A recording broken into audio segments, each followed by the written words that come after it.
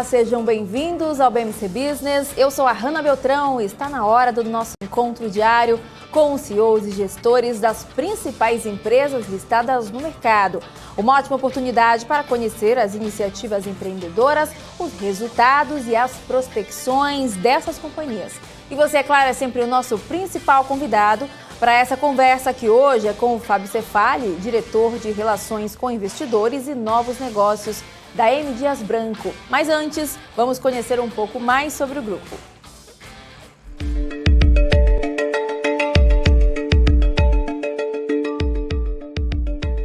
A M. Dias Branco é uma das maiores indústrias de alimentos do Brasil. É líder nacional nos mercados de massas e biscoitos e está entre as maiores do mundo nestes segmentos. A empresa é dona de 20 marcas e, entre elas, Adria e Piraquê. Em 1936, Manuel Dias Branco chegou a Fortaleza e montou a Padaria Imperial. Era o início da história da M. Dias Branco.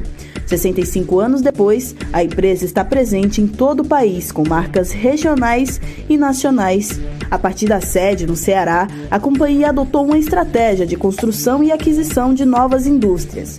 Hoje, já são mais de 16 mil funcionários em 14 fábricas e várias unidades de distribuição e comercialização. A M. Dias Branco opera com um modelo de integração vertical, que permite a produção das principais matérias-primas que precisa. Desde 2015, a companhia produz 100% da farinha de trigo que precisa na produção. A M. Dias Branco está listada na Bolsa desde 2006.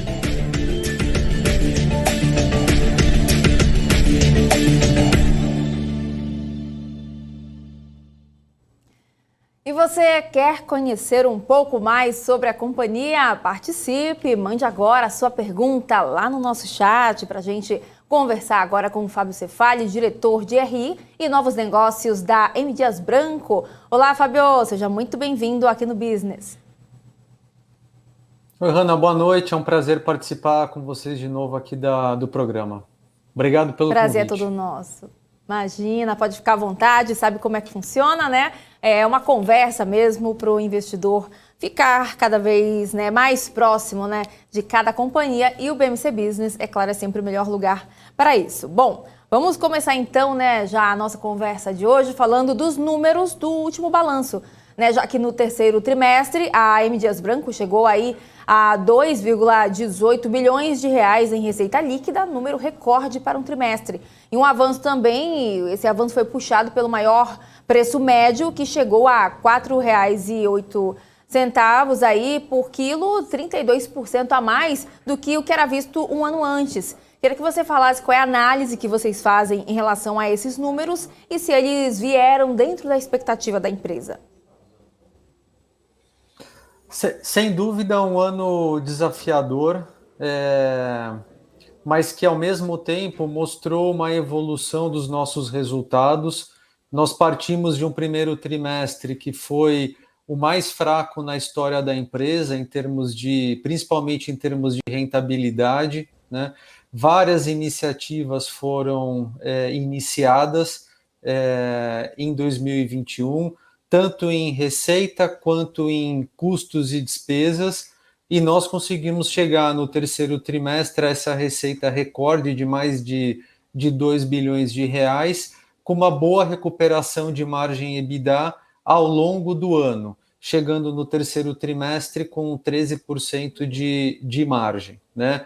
Ano difícil, tanto 2020 quanto 2021, custos muito elevados em função da desvalorização do real e da alta das commodities em dólar, mas a M. Dias ela não ficou assistindo esse cenário, né? Várias mudanças e evoluções aconteceram, como uma nova política de hedge, melhoramos a nossa política de dividendos, investimos mais em marketing, principalmente no que nós chamamos de marcas prioritárias, a Piraquê, a Adria, a Vitarella, a Fortaleza, a Richester, a Isabela. Lançamos produtos de maior valor agregado, principalmente nas categorias de biscoitos e snacks.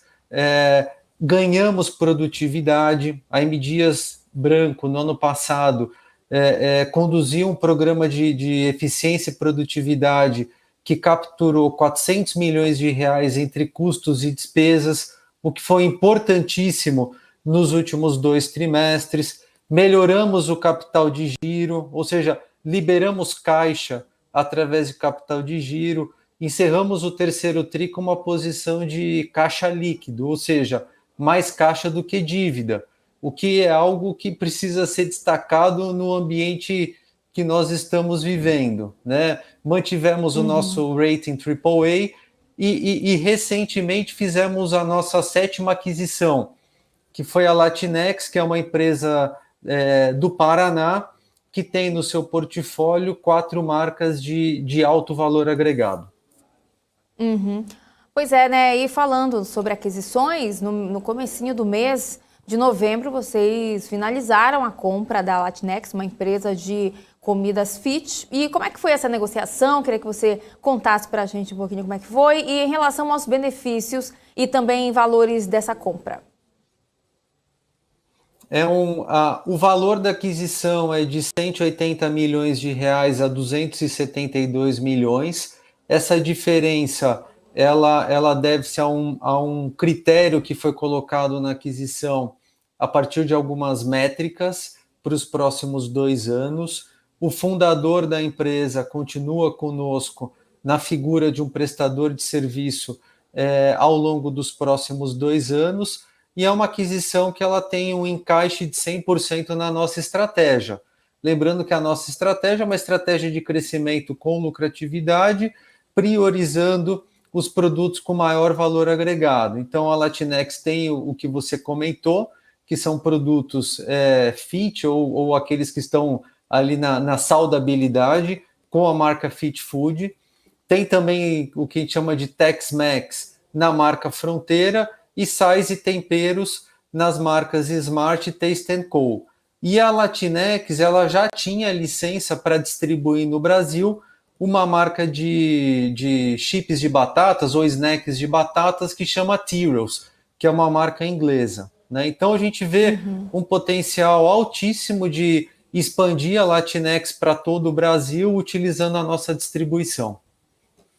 Perfeito. E essa compra reforça, né, a presença da M. Dias Branco no setor de, né, comida saudável. E hoje, qual é a participação de vocês nesse segmento, né? De que forma investir na produção desses produtos influencia no posicionamento da marca no mercado de alimentos? Nós estamos, quando a gente olha as categorias de biscoitos e snacks, nós estamos agora dando os primeiros passos, né? Iniciamos há 4, 5 anos com a marca Adria Plus Life, e esse movimento agora de Latinex, ele reforça a nossa crença de que embora ainda seja um mercado pequeno, mas a M. Dias acredita muito no potencial desse mercado, né? E através da nossa distribuição, balanço, capacidade fabril, a gente acredita que a gente vai conseguir oferecer para o consumidor produtos de altíssima qualidade nesse mundo da saudabilidade a um preço adequado. Perfeito. E né, a gente falou aí de uma aquisição recente da M. Dias Branco. Queria que você falasse agora qual é a política atual de M&A da companhia e vocês estão focados mais em um crescimento orgânico, inorgânico? Nós olhamos os dois, né? Existe potencial de crescimento tanto orgânico quanto inorgânico. O orgânico, principalmente fora da região Nordeste, que é o que nós chamamos de área de ataque, né? É mais uma linguagem comercial, alavancando as marcas Piraquê, Adria, Vitarella, no Sul, Sudeste e Centro-Oeste. Então tem muito espaço de crescimento nessas regiões, principalmente com essas marcas. O crescimento inorgânico, que é o M&A, já faz parte da nossa agenda desde 2003. Então, nós temos um processo organizado, compartilhado com a diretoria estatutária, que são os controladores da empresa, com o conselho de administração, temos um pipeline, que é uma relação de oportunidades que a gente estuda e avalia, algumas oportunidades mais avançadas do que outras, né? Mas com um foco, principalmente, em itens de maior valor agregado, com potencial de crescimento e com potencial de sinergia com o negócio atual da M. Dias, né? Hoje a M. Dias ela está presente em mais de 100 mil pontos de venda no Brasil inteiro, né? Então, quando a gente olha uma empresa do tamanho da Latinex, que é menor que a M. Dias, mas uma empresa muito promissora, e a gente enxerga esse casamento, né, dessas marcas muito boas com potencial de distribuição da M. Dias, obviamente a gente vê um valor relevante a ser gerado e capturado ao longo dos próximos anos. Então, a agenda de M&A ela vai de encontro a essa estratégia. Perfeito. E muitas empresas também, né, do setor de alimentos, a gente tem acompanhado bastante isso, né, que essas empresas estão investindo bastante em aquisições. E o que você atribui esse movimento, assim, na sua opinião? E é um sinal de que o setor está mais otimista aí, vendo, né, em relação à retomada, mesmo com a chegada aí de novas variantes, né, preocupando o mercado? Já pode se dizer que isso é uma confirmação de uma retomada? Acho que tem duas visões aqui, né? E aí, principalmente para uma empresa do porte da M. Dias, né? O olhar de curto prazo, e aqui estou falando curto prazo, o final de 21 e o ano de 2022, sem dúvida, é um olhar que exige cautela, né? Porque a gente até estava assistindo o programa anterior, né? Com o gestor de fundo, ele estava aqui falando que, olha, 2022 é desemprego, a inflação alta, as projeções do PIB cada vez menores, é um ano de eleições que normalmente traz uma volatilidade, tem questão cambial, ou seja, é um ano que ele precisa ser visto com cautela, né? E a empresa ela vai se adequando a esse cenário, né? A M. Dias está no mercado há mais de 70 anos. A outra visão, e uma não precisa concorrer com a outra, é a visão de médio e longo prazo, né? Quando a gente olha o nosso negócio, o potencial de crescimento, o nosso balanço, a experiência que nós temos em fazer as aquisições e também de integrar as aquisições, né? A M. Dias ela não vai perder boas oportunidades de investimentos, né? Então, assim, as duas visões elas existem, né? Então, acho que por isso que a gente também vê esse tipo de movimento no mercado, né? Mesmo num cenário extremamente complexo e desafiador, as empresas fazendo esse tipo de movimento inorgânico. Perfeito. E agora eu queria falar com você em relação aos efeitos da pandemia, né? Eu queria saber se o setor de alimentos, né, não está, ele na verdade não está entre os mais afetados, tá? Até porque vocês produzem itens, né, básicos, essenciais, né, alimentação, e queria saber como é que foram os impactos, né, na companhia da chegada, né, dessa pandemia, né, e o que vocês sentiram de 2020 para cá, assim, e queria também saber se caso vocês tenham sentido muitos impactos, se eles já foram superados. Acho que em primeiro lugar foi a questão central da pandemia, que é a questão sanitária, né? O nosso setor ele foi classificado como um setor essencial. Então, nós mantivemos as mais de 10 fábricas operando, né? Criamos os protocolos internos a partir dos protocolos da esfera municipal, estadual, federal, OMS, ou seja, criamos toda a proteção para os colaboradores, né? Então a empresa ela continuou o seu processo fabril e de distribuição, né? E quando a gente olha 2020, foi um ano que houve um aumento de demanda, né? Assim, no primeiro momento que as pessoas ficaram mais tempo em casa, acabaram se estocando, né, no início da pandemia, e depois com o auxílio emergencial houve um aumento ali de renda que gerou um aumento de demanda, né? Acho que esse é no lado mais sanitário e demanda, né? O outro lado aqui é a questão do custo, né? Assim, a desvalorização do real, que foi intensa e rápida, aumentou muito e muito rápido os custos, né? E aí isso traz um outro desafio para a indústria, que é o de fazer os reajustes de preço, né, para de alguma forma compensar ou pelo menos atenuar o impacto do custo, né? E toda a volatilidade que veio com o câmbio, né? O câmbio chegou a quase R$ 6, depois voltou um pouco em meados desse ano, ali teve poucos dias a 4,98, então isso sem dúvida gera muita volatilidade no nosso negócio. Uhum. Perfeito. E né, a M. Dias Branco intensificou a doação de alimentos, né, durante todo esse período, sobretudo para as comunidades próximas às unidades de vocês. Você consegue trazer número, né, um número consolidado desse volume de alimentos doados e também como é que funciona essa ação social da empresa?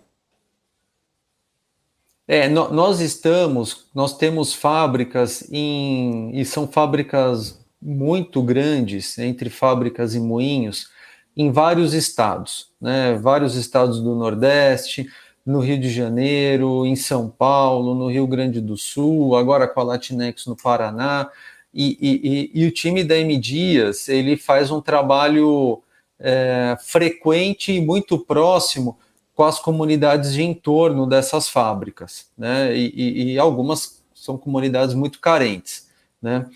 Então, assim, é algo que já existia, né? Mesmo antes de pandemia, esse trabalho e essa proximidade com a população próxima ali das fábricas. Respondendo objetivamente a sua pergunta, em números, foram mais de 20 milhões de reais em doação de alimentos, principalmente para essas comunidades, desde o início da pandemia. Ah, legal esse trabalho. E também queria falar em relação a, né, queria que você falasse um pouquinho, já que a M. Dias tem uma vantagem competitiva, né, que é conseguir moer todo o trigo que precisa nos seus próprios moinhos. Vocês não precisam comprar, né, farinha de terceiros, mas acabam esbarrando, né, na dificuldade que é a escassez do trigo no mercado. Qual é a dimensão desse desafio hoje para vocês e como é que a companhia está conseguindo contornar essa situação?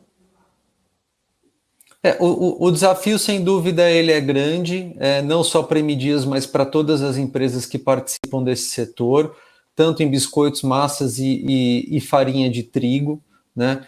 Uma forma de contornar essa situação é acessando o trigo em vários países, né? E a M. Dias ela tem moinhos desde a década de 90, né? Então já faz muito tempo que nós compramos trigo no Brasil e trigo fora do Brasil. Então a gente consegue acessar trigo na Argentina, obviamente no Brasil, principalmente Paraná, Rio Grande do Sul, nos Estados Unidos, no Canadá, na Rússia, né? Então a gente consegue, acessando esses mercados, ter estoque suficiente para atender a demanda das nossas fábricas de biscoitos e massas e também para atender os nossos clientes que compram farinha da M. Dias Branco, né? Que são padarias, pizzarias e indústrias menores. Mas, sem dúvida, é um desafio muito grande. Uhum. E com a necessidade... Não só de disponibilidade, também... mas também de custo, né? Sim, com certeza. E né, com essa necessidade de se importar trigo, né, o câmbio passa a impactar nos custos da empresa, né, como a gente, né, consegue, né, dimensionar. E vendo o dólar também nessa volatilidade aí, né, o dólar que segue subindo. E aí eu queria que você falasse um pouquinho como é que a M. Dias Branco já tem conseguido repassar esses valores, se conseguiu repassar menos do que esperava. Qual é o peso da cotação do dólar nos custos atualmente da companhia? Hoje, 60% dos custos estão vinculados ao câmbio. Então, trigo, óleo de palma, açúcar, cacau. Mesmo esses itens sendo comprados no Brasil, eles são commodities que acompanham os preços internacionais. Então, é 60% do custo. O reajuste de preço é uma das alavancas que nós temos para compensar ou atenuar o custo, né? Mas existem outras, como trabalhar o mix de produto, focando em produtos de maior valor agregado com margens maiores, mix de canais, lançando produtos de maior valor agregado. política de hedge, a M Dias ela faz hedge. Então, nós temos trigo para 4 meses, né? Entre o que está em estoque na empresa e o que está em trânsito. A mesma coisa para o óleo de palma, açúcar, nós também temos contratos de prazo maior, fazemos hedge da moeda, ou seja, a gente consegue travar o dólar por alguns meses. Isso cria uma estabilidade maior que permite com que a M Dias faça reajustes de preços mais assertivos, ou seja, então existe ali uma série de alavancas que a empresa trabalha para compensar não só a alta dos custos, mas a volatilidade dos custos. E aí o câmbio é um dos fatores, né, que cria essa volatilidade. Uhum. E o dólar também afetou os planos da M. Dias Branco no quesito aquisições fora do país? Queria que você falasse um pouquinho sobre isso. E qual é a estratégia de vocês? Como é que está a companhia? Como é que ela está posicionada hoje em termos de marcas e unidades de produção no exterior? Não, hoje não temos nenhuma unidade no exterior. Hoje, cerca de 3, 4% da nossa receita vem das exportações. É pouco, sim, mas há 5 anos era 0,5%. Então é algo que tem crescido anualmente 2 dígitos.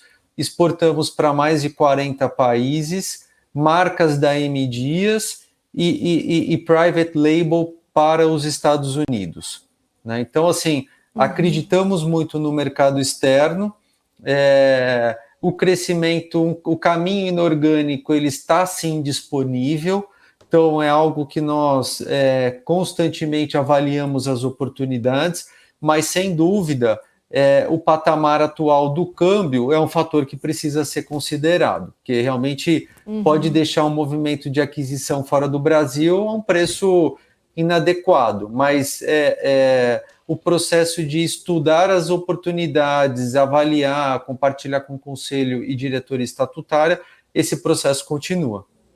Então, olhando o médio e longo prazo, acreditamos sim que esse movimento ele pode acontecer. E a gente viu, né, que as exportações da companhia cresceram aí mais de 200% no ano passado. Quanto do faturamento da companhia hoje vem das vendas para fora do país? Qual é o volume também atual de exportações da empresa? E já embalando aí, se você puder falar em relação às metas para os próximos anos, pode ficar à vontade. Olha, hoje é cerca de 3 ou 4% da receita. A gente está falando de um faturamento anual superior aos 200 milhões de reais. Aí lá atrás, há 5 anos, era bem menos do que isso, e a gente acredita que é possível sim manter um crescimento de 2 dígitos ao longo dos próximos anos. O curtíssimo prazo, que é o 2T21, 3T21, mesmo agora no final do ano, tem se mostrado um pouco mais difícil, não por questões de demanda, mas sim por questões de custo elevado do frete internacional e pela falta de containers. Mas isso é algo que deve ser passageiro, em algum momento esse mercado ele vai se estabilizar. Perfeito. E a companhia tinha planos de construir uma fábrica na região de Juiz de Fora, né? Queria que você falasse se esse projeto está mantido, se ele saiu do papel ou se tem planos ainda. Esse projeto, hoje ele está suspenso, seria uma fábrica bem grande em Juiz de Fora, né? Mas quando nós adquirimos a Piraquê, e até pela proximidade, né, de Piraquê com o estado de Minas Gerais, a decisão foi, pelo menos nesse momento, suspender o projeto e atuar no estado de Minas através das unidades da Piraquê, da Adra em São Caetano e da unidade em Aratu, na Bahia. Mas mantemos o terreno e temos o projeto, mas neste momento está suspenso. Perfeito. E agora vamos falar de um assunto que a gente sabe que os telespectadores, os investidores também gostam bastante, que é sobre a política de pagamento de dividendos da companhia. Queria que você falasse como é que eles funcionam hoje, né? Como é que funciona o pagamento de vocês e como, né, para os próximos anos, vocês pretendem manter dessa forma? Ana, nós, em 2021, nós alteramos para melhor a nossa política de dividendos, né? Conversando e ouvindo muito os acionistas, tanto institucionais quanto acionista pessoa física, e nós passamos de um pagamento de 40% do lucro líquido distribuível, que era a prática até 2020, para 60% do lucro líquido distribuível, e passamos de um pagamento por ano para 5 pagamentos por ano. Então, nós fazemos 4 pagamentos fixos, ou seja, são pagamentos trimestrais de 5 centavos por ação, todo trimestre, e um 5º pagamento, que é o que faz chegar nos 60% do lucro líquido distribuível. Então, em 2021, quem tinha uma ação da M. Dias Branco lá no início do ano recebeu por trimestre 5 centavos por ação, e no mês de abril o pagamento que fez os 60%. Uhum. E já para a gente finalizando a nossa conversa de hoje, queria que você falasse um pouquinho quais são os principais pilares ESG da M. Dias Branco e quais são as ações também da companhia que você gostaria de destacar. No lado social, o que a gente conversou antes sobre essa relação muito próxima com as comunidades de entorno das nossas fábricas, sem dúvida, esse diria que é uma das principais iniciativas, né? Na questão ambiental, principalmente os temas de energia e água, né? Se pensar em água, a M. Dias ela tem fábricas em vários estados do Nordeste, que é uma região que sofre há muito tempo com as questões hídricas, ou seja, a gente assim, tem métricas e iniciativas em água, acho que mesmo antes do termo ESG começar a ser usado, né? Então é algo que realmente assim faz parte do nosso dia a dia, né? E a governança, ela segue numa contínua evolução, né? Com membros independentes do Conselho de Administração, 50% dos membros do Conselho de Administração são mulheres, ou seja, a nossa chairman, que é a dona Consuelo, ou seja, nós atuamos nas 3 frentes, tanto no social, no ambiental e na governança, né? Focando naqueles temas que são, ao mesmo tempo, importantes para a sociedade, para a M. Dias e para o nosso negócio, né? Assim, para evitar qualquer tipo de investimento desnecessário ou inadequado e que não vai gerar benefícios ao mesmo tempo para a empresa e para a sociedade. Perfeito. Então, esse foi o Fábio Cefali, diretor de Relações com Investidores e Novos Negócios da M. Dias Branco. Fábio, eu queria agradecer muito sua participação aqui no Business. Espero que você volte mais vezes para a gente bater esse papo novamente, né? Para apresentar mais um pouco a companhia por aqui, tá bom? Foi um grande prazer, aguardo o próximo convite e parabéns pelo programa. Obrigada, tá feito o convite então. Até a próxima. Até mais, bom, obrigado. Eu vou ficando por aqui, mas lembrando que você também pode continuar acompanhando as notícias do mercado nas redes sociais da BMC News pelo nosso Instagram, @bmc.news, e também pelo nosso portal, com a atualização minuto a minuto de tudo que está acontecendo em tempo real no mercado nacional e internacional, porque só aqui na BMC News você tem informação que gera valor. Até a próxima. Tchau, tchau.